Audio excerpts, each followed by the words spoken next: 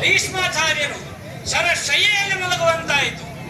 11ನೇ ದಿನ ಗೌರವೇಶ್ವರ ನನಗೆ ಸೇನಾಧಿಪತಿ ಸ್ಥಾನವನ್ನು ಪಟ್ಟವನ್ನು ಕೊಟ್ಟು ಅಲಂಕರಿಸಿದ್ದಾರೆ. ಈ ದಿನ ನಡೆದಂತಹ ಕೌರವ ಪಾಂಡವರ ಯುದ್ಧದಲ್ಲಿ ಇನ್ನೇನು ಧರ್ಮರಾಯನನ್ನು ಕಟ್ಟಿ ಜಯವು ನಮ್ಮ ಪಾಲಿಗೆ ಒದಗಿತು ಅನ್ನುವಾಗ ಅದರಲ್ಲಿಂದಲೂ ಅರ್ಜುನನು ಬಂದು ಬಿಡಿಸಿಕೊಂಡು ಹೋದನಲ್ಲ. ಇರಲಿ, ಆದ್ದರಿಂದ ನಾನೇ ಯುದ್ಧಕ್ಕೆ ನಾನೊಂದು ವಿಶೇಷವಾದ ಉಪಾಯವನ್ನು ಮಾಡಿ ಕೌರವೇಶ್ವರನಿಗೆ ಅಭಯವನ್ನಿಟ್ಟಿದ್ದೇನೆ. ನಾಳೆ ಚಕ್ರವ್ಯೂಹವನ್ನು ಕಟ್ಟುತ್ತೇನೆ. ಇದು ಅಭೇದ್ಯವಾದಂತಹ ಚಕ್ರವ್ಯೂಹ.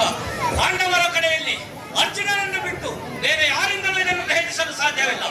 ಆದ್ದರಿಂದ ಸಮಶಕ್ತಕರೊಡನೆ ಯುದ್ಧಕ್ಕೆ ಅರ್ಜುನನ್ನು ಆಹ್ವಾನಿಸುವಂತೆ ಹೇಳಿದ್ದೇನೆ.